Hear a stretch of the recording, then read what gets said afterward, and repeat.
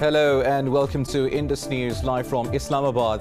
I am Munib Ahmed with the news of this hour. Let's begin with the headlines first.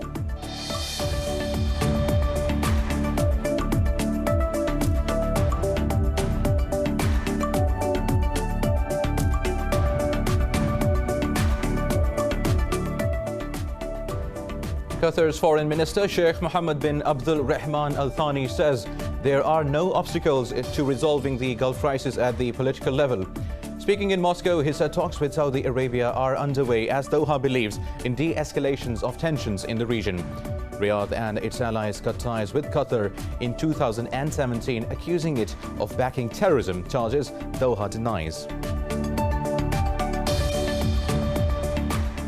Israel's parliament has dissolved after Prime Minister Benjamin Netanyahu's fractured ruling coalition failed to pass a budget. This triggers the fourth election in 2 years and renews an unprecedented political crisis.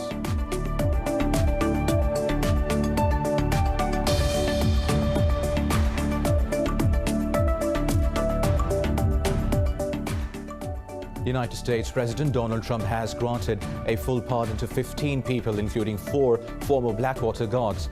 The government contractors were convicted in a 2007 massacre in Baghdad that left more than a dozen Iraqi civilians dead.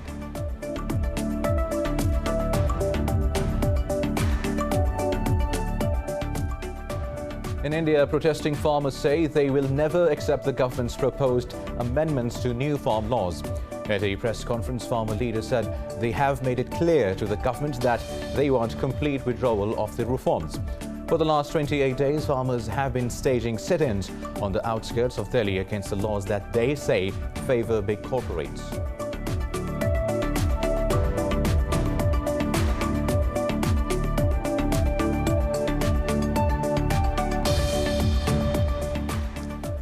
The US has surpassed 322,000 coronavirus deaths and 18 million cases. The virus has also reached Antarctica after the Chilean army reported 36 cases at its research station.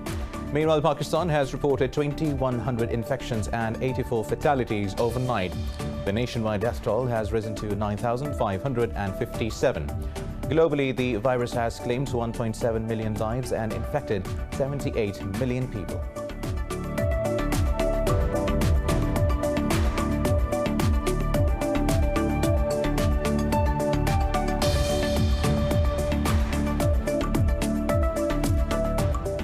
And in football, Manchester City downed Arsenal 4-1 to reach the semi-finals of the Carabao Cup.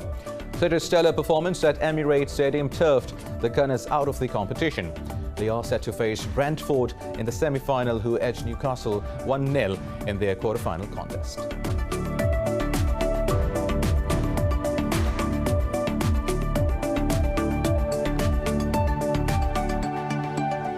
Well, these were the headlines. News in detail after a short break. Stay with us.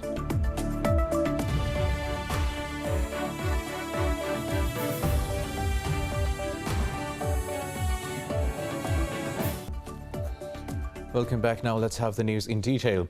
Qatar's Foreign Minister Sheikh Mohammed bin Abdul Rahman Al Thani says there are no obstacles to resolving the Gulf crisis at the political level. Speaking in Moscow, he said talks with Saudi Arabia are underway as Doha believes in de-escalation of tensions in the region. More details in this report. In 2017, Saudi Arabia and its Middle Eastern allies imposed a diplomatic trade and travel boycott on Qatar. They accused Doha of backing terrorism and being too close to their rival Iran. Qatar denied the charges and said the boycott aims to undermine its sovereignty. But now Gulf nations have expressed optimism about efforts to resolve the dispute that pitted the neighbors against each other. Qatar's foreign minister said a resolution should be based on mutual respect and non-interference in any country's internal affairs. Foreign ministers of Kuwait and Saudi Arabia have also confirmed a significant movement towards settling the dispute. However, some in the region believe a full resolution is far-fetched. Now, Israel's parliament has dissolved after Prime Minister Benjamin Netanyahu's fractured ruling coalition failed to pass a budget. This triggers the fourth election in 2 years and renews an unprecedented political crisis. The Knesset voted against an attempt by Netanyahu to delay a midnight deadline to approve the 2020 budget. Polls were automatically called for 90 days from now, namely March 23rd, though it could be changed by vote. His coalition partner Benny Gantz wrote on Twitter that Netanyahu is taking Israel to an election to avoid the courtroom. Netanyahu and Gantz established a unity government in May after 3 inconclusive elections since April 2019. The United States, Morocco and Israel have signed a tripartite declaration cementing the Washington-sponsored normalization of ties. Moroccan Foreign Minister Nasser Bourita said King Mohammed VI met a U.S.-Israeli delegation in Rabat. The joint delegation was led by senior White House advisor Jared Kushner.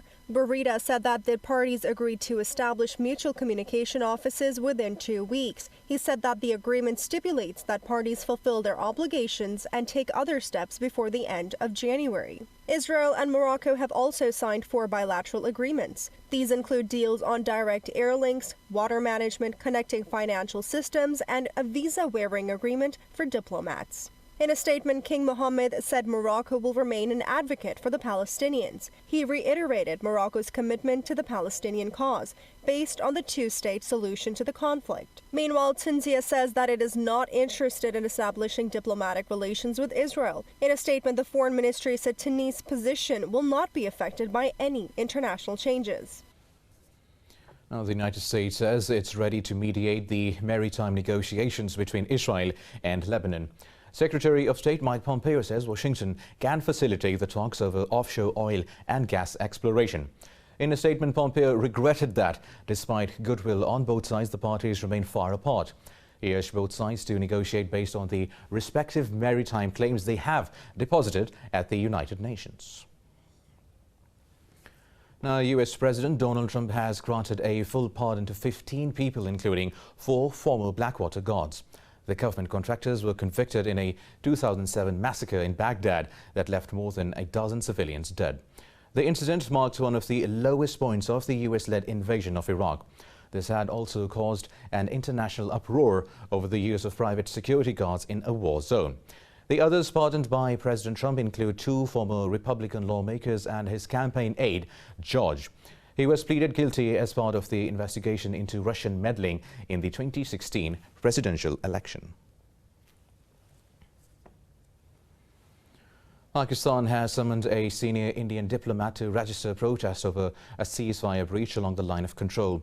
In a statement, the Foreign Office says a civilian was martyred and 3 others injured in the Hot Spring and Jund Road sectors. The Foreign Office strongly condemned the deplorable targeting of civilians. It said the violations are against established humanitarian norms and military conduct. The office added that India's increasing breaches along the LOC are a threat to regional peace. It said Indian forces have killed 28 civilians in over 3,000 ceasefire violations this year alone. Now, in India, protesting farmers say they will never accept the government's proposed amendments to the new farm laws. At a press conference, farmer leaders said they have made it clear to the government that they want complete withdrawal of the reforms. They say the government must come up with a concrete proposal if it wants to hold another round of talks. Now, for the last 28 days, farmers have been staging sit-ins on the outskirts of Delhi against the laws that they say favour big corporates. Former Congress President Rahul Gandhi will lead a protest march in Delhi tomorrow in solidarity with the farmers. Gandhi will submit a memorandum with 20 million signatures condemning the reforms to President Ramnath Kovind. Now, for more on this, we have been joined by Nishat Verma, a political analyst from India. Now, Mr. Verma, over the past few days, the farmers' protest has spread out across provincial borders, growing into a movement. And the BJP is hardline towards their demands and is refusing to back down. So is the Modi government's response to the farmers' protest causing increased anti-government sentiment in India? Well, the government is hell-bent in trying to prove that whatever they are offering in this law and these 3 laws is good for the farmers. However, the consumer of these laws, this is basically the farmers, and the consumer of the produce of the farmers do not majorly agree with the government. So there is a standoff between the farmers and the government, And overall, it has not been taken positively, the way these laws have been enacted, as well as they have been tried to force upon the farmers. Well, also, Mr. Verma, at the rate the farmers' movement is intensifying in India, do you think these protests could turn into a civil unrest, undermining the Modi government? I do not think it will lead to civil unrest. Yes, there is an unrest between the segment of farmers as well as the government of India. I foresee a result in some 1 or maximum 2 weeks of time. And as per me, the rollback of these laws is more prudent, which the government shall ponder and agree to, maybe with certain caveats. But then I do not foresee a civil unrest as such happening in India. Right. Now, lastly, Mr. Verma, there have been several inconclusive rounds of talks between the government and the farmer leaders. So how long do you think the crisis will persist? The reason why I emphasized on 2 weeks is primarily because it's nearly a month that the protest has been going on. The government has got sufficient time in order to rethink and ponder upon the laws and the demands of the farmer through the protest. So I think 2 weeks or more will be sufficient for the government to come to a halt with the enforcement of these laws and to roll back, is what I presume.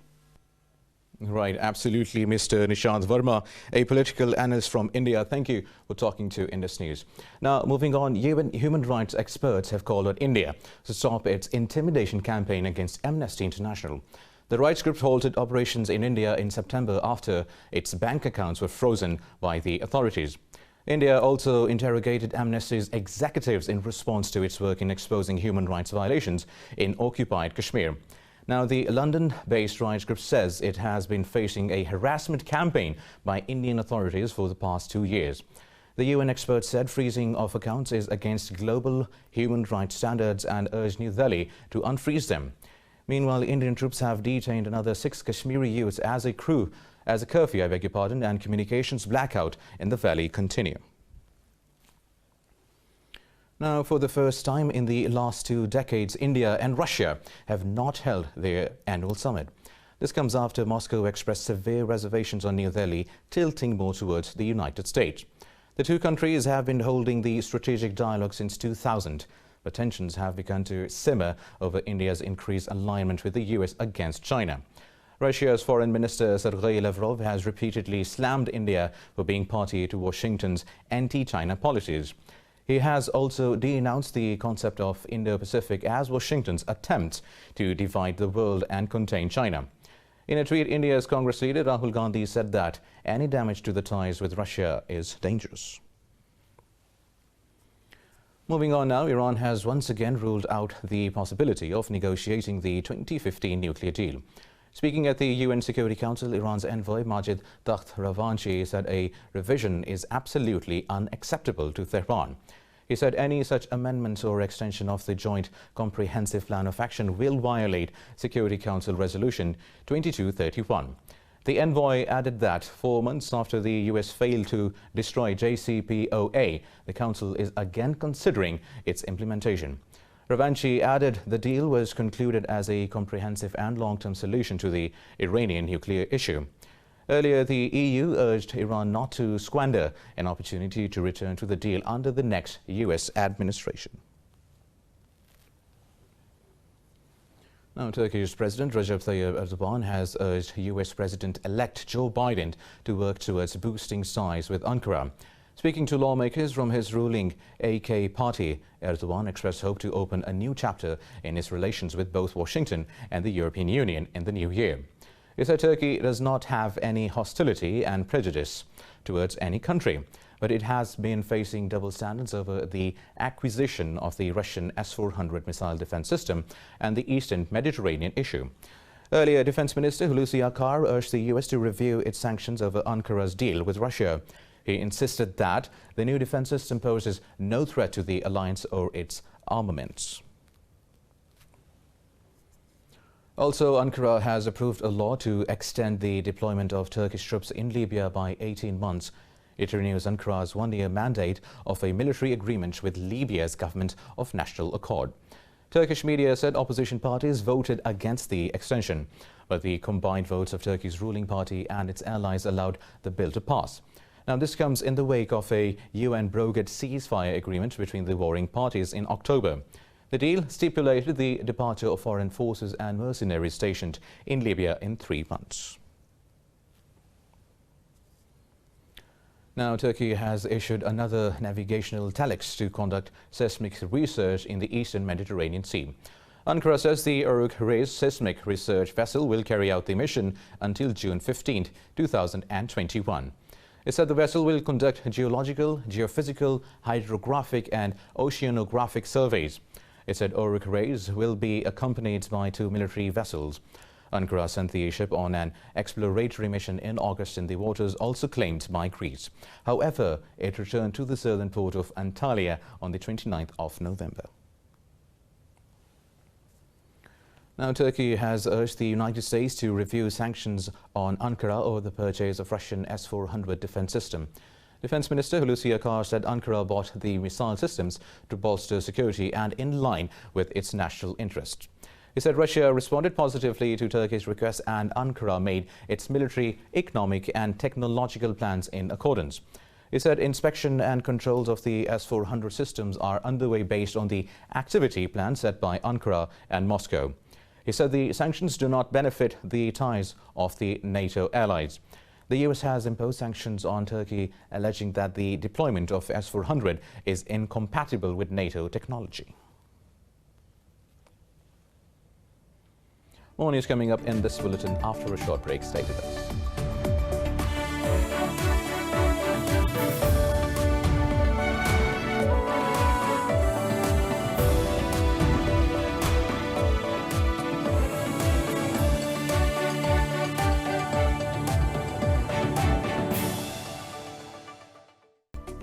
Welcome back. Now moving on with the news stories. United States President Donald Trump has rejected the $892 billion coronavirus relief bill. In a video message, Trump called the package a disgrace and demanded the removal of wasteful items. Trump has asked the Congress to increase stimulus payments to most Americans from $600 to $2,000. Slamming the bill, he said that it had nothing to do with the COVID relief. Trump's statement has plunged the bill, approved by Congress after days of furious negotiations, into turmoil. The bill they are now planning to send back to my desk is much different than anticipated. It really is a disgrace. For example, among the more than 5,000 pages in this bill, which nobody in Congress has read because of its length and complexity, it's called the COVID relief bill, but it has almost nothing to do with COVID. Failure to pass another stoppage bill or override a possible Trump veto could result in a partial government lockdown on the 29th of December, as a $1.4 trillion federal spending measure is attached to the bill. Now, the United States has surpassed 322,000 coronavirus deaths and 18 million cases. The virus has also reached the Antarctica continent after the Chilean army reported 36 cases at its research station. Globally, the virus has claimed 1.7 million lives and infected 78 million people. More on coronavirus in this report. The surging cases of COVID-19 in the U.S. have essentially put the country under a siege as hospitals remain overwhelmed. Pfizer is close to striking another deal with Washington to supply tens of millions of additional doses of its vaccine. Meanwhile, as the virus reaches the end of the Earth in the Antarctic, scientists believe extreme weather conditions can further affect immune systems. We know that exposure of extreme weather affects a person's physiology. The condition of isolation, the changes in seasonal light with the seasonal sensitivity can also be immunosuppressive. So, we know that several components may further affect the person to lower their immune system in extreme conditions and especially with the work they do there. Moderna, AstraZeneca, and Germany's CureVac all claim that their vaccines will be effective against the new strain raging in Britain, while BioNTech is testing the effectiveness of its vaccine against the variant as it prepares to send 12.5 million doses to EU by the end of the year. Meanwhile, France has agreed to open borders with Britain provided that travelers show a recent negative COVID-19 test. Over in Australia, after the second day of low cases in South New Wales, the state has relaxed restrictions for Christmas.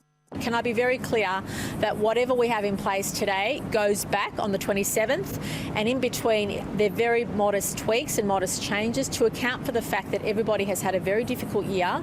Some people's stress levels and mental health capacity is already at breaking point, and we want to try and put that against the current risks as we see them. South Korea has reported its second highest daily tally of infections. A survey shows growing public dissatisfaction with Seoul's handling of the latest wave. Meanwhile, in Pakistan, 84 people have lost their lives to COVID-19 over the past 24 hours. This takes the country's death toll to 9,557. The Health Ministry says 2,142 people tested positive for the virus overnight. It added there are nearly 38,000 active cases in the country. Out of nearly 463,000 countrywide cases, more than 415,000 people have recovered. The ministry said the southern province of Sindh has the highest number of cases with over 206,000 infections. The province of Punjab has reported more than 133,000 cases. In the capital city of Islamabad, over 36,000 people have been infected so far. Now moving to Russia, where the lower house of parliament has passed a bill to fine online platforms if they fail to remove banned content. The law will allow Moscow to fine websites including Twitter, Google, YouTube and Instagram up to 20% of their profits in Russia. The draft legislation said Twitter, Facebook and Instagram failed to remove hundreds of pages. It also allows authorities to block or restrict websites if they discriminate against Russian media on their sites. The bill cited complaints from Russian media outlets RT and the RIA news agency about alleged censorship of their accounts on these sites. Also, Russia has sent 300 military instructors to the Central African Republic. Moscow said they will train military personnel of the National Army under an existing agreement. In a statement, the Russian Foreign Ministry expressed concerns over the deteriorating security situation in CAR. Bangui sought military assistance from Russia and Rwanda ahead of the nationwide elections. Rwandan President Paul Kagame also confirmed the deployment of troops without giving numbers. This could bolster security forces and UN peacekeepers against an alliance of armed rebel groups threatening to march on the capital. The rebels have already seized the country's fourth largest city, Bambari, 5 days before the polls. Now, 2 Russian diplomats accused of engaging in espionage have left Colombia. The South American nation says the officials cannot return. Our government made the decision to request the withdrawal of 2 Russian diplomatic officials who were accredited in Colombia after verifying that they were carrying out activities in the country that were incompatible with the provisions of the Vienna Convention on Diplomatic Relations. As a result, the procedure was followed, one that is established in the 9th article of the aforementioned international instrument. Well, now moving to central France, where 3 police officers were shot dead and another wounded while responding to a domestic violence call. Police say a man opened fire at the cops when they arrived at a house in Saint-Just village. Interior Minister Gerald Darmanin said on Twitter the suspected gunman has been found dead. A woman who was reported victim of the domestic violence was rescued by police. French officials made no mention of the suspected gunman's possible motive. President Emmanuel Macron expressed solidarity with French police force following the deaths. Now, the U.S. Justice Department has sued Walmart on accusations of fueling the opioid crisis in the country. The retailer's shares closed down 1.2% following a lawsuit filed in Delaware District Court. The civil lawsuit accuses Walmart of ignoring warning signs from its pharmacist and filing thousands of invalid prescriptions. It alleges the retail giant of failing to take its gatekeeping duties as a pharmacy seriously.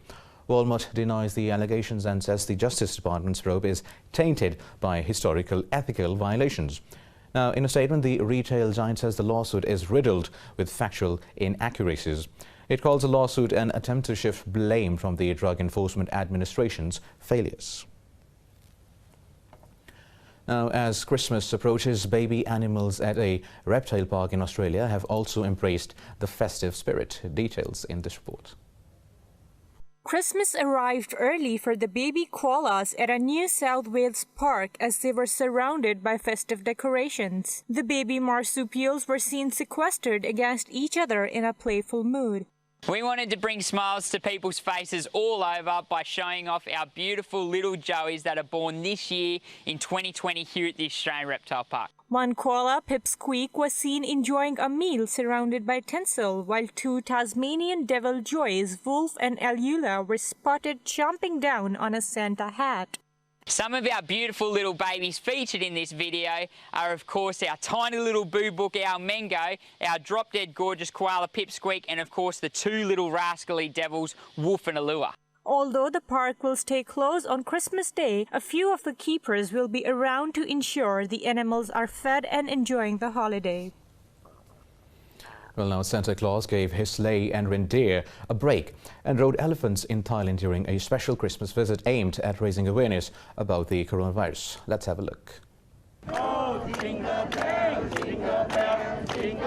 White bearded handlers in floppy hats and Santa outfits sat atop elephants decked out in tinsel and trunk masks in the central province of Ayutthaya. They distributed protective masks in baskets to school children, motorcyclists and drivers passing by.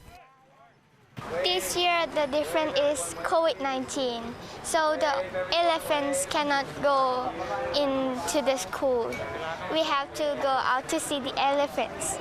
So I'm a little bit excited and a little bit sad because elephants cannot go into the school. The elephants have been paying year-end visits to schools in the area for 2 decades and normally give out gifts like candy and toys using their trunks. This year, they were social distancing, staying outside the schools and used their trunks to offer the face masks in baskets instead. These 4 elephants want to represent the Thai Santa Claus to encourage people to wear masks, wash their hands, and follow the government's instructions. This year, Thai elephants have suffered a lot from the pandemic, so if COVID-19 is gone, we will warmly welcome tourists back. Thai authorities are urging extra caution after its worst outbreak was confirmed at the weekend at a seafood center near Bangkok.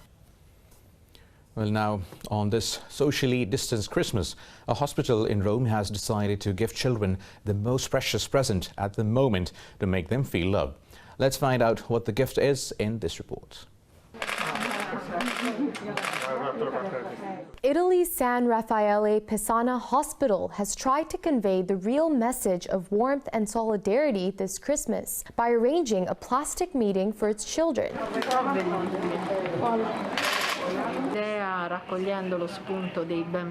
COVID-19 forces us to keep at least one distance from each other, to always wear a protective mask. And so I believe that in this very moment, the tent helps them to find that human warmth of which the Christmas is a symbol. Hospital staff arranged plastic tents for the meetup, normally used in care homes for elderly people. They were then adjusted for the arms and legs of the children, even those using wheelchairs, and are sanitized after every meeting. We got this idea by following the children who had expressed the desire to be able to hug their relatives they had not seen for a long time, such as grandparents, fathers, and also friends. Italy has seen nearly 70,000 coronavirus fatalities since its outbreak emerged in February, the highest toll in Europe and the 5th highest in the world. We still have news for you coming after the break. Stay with you.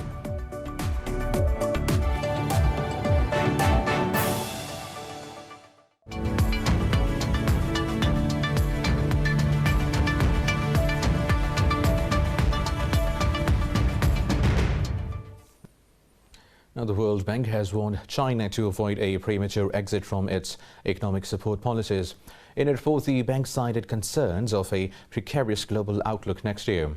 The bank urged the People's Bank of China to be cautious in tightening its monetary policy. The agency said China should maintain a accommodative policy to help recover from the pandemic. It forecasts China's gross domestic product growth will slow to 2% this year, down from 6.9% in 2019. But it said the GDP will accelerate to 7.9% in 2021. The report predicts that exports will not contribute to growth next year after a large increase in 2020. Now, US stocks have edged higher as investors shrugged off President Donald Trump's threat to not sign a COVID-19 relief bill. The Dow Jones Industrial Average rose about 0.75% at open. The S&P 500 is trading higher about 0.5%, whereas the Nasdaq Composite is trading fractionally higher. Meanwhile, oil prices steadied after earlier losses sparked by an unexpected rise in US crude oil inventories.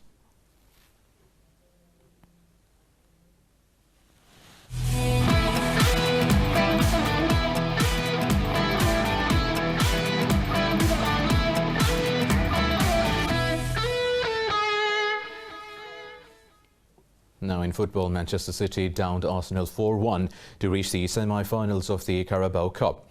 City's stellar performance at Emirates Stadium turfed the Gunners out of the competition. Gabriel Jesus, Riyad Mahrez, Phil Foden and Aymeric Laporte netted one each to seal City's win. They are set to face Brentford in the semi-final, who edged Newcastle 1-0 in their quarter-final contest. The Bees dominated the Magpies throughout the match, while Josh De Silva's Crips left-foot volley secured the spot in the last four. Brentford have reached a major semi-final for the first time. Now, Barcelona have hammered Real Valladolid 3-0 in their La Liga encounter. Lionel Messi scored his 644th goal to surpass Pelé as the all-time record scorer for a single club. French Clement Lenglet drove Barca into the lead in the 21st minute with Messi's first assist of the season. Martin capitalized on Barca's lead in the 35th minute, followed by Messi scoring the third to seal the team's win. Barca are fifth in the Spanish league table with 24 points. In another fixture, Atletico Madrid beat Real Sociedad 2-0 to move 3 points clear atop the league with 32 points. Now, Barcelona manager says the record-breaking forward Lionel Messi is happy at the club.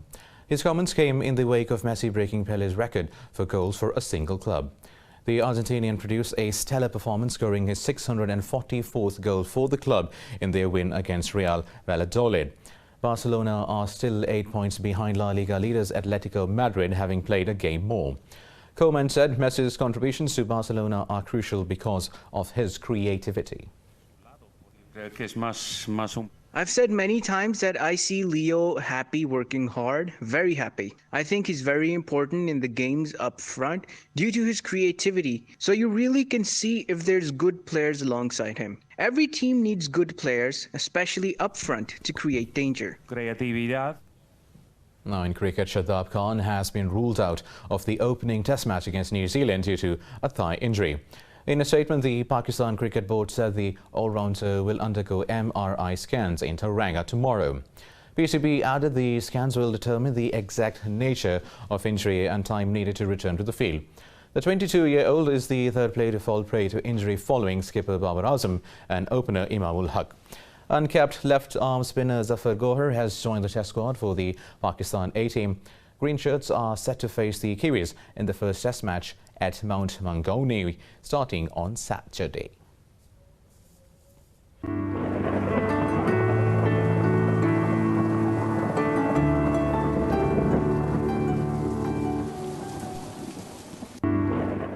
Now let's have a look at the weather updates across the world.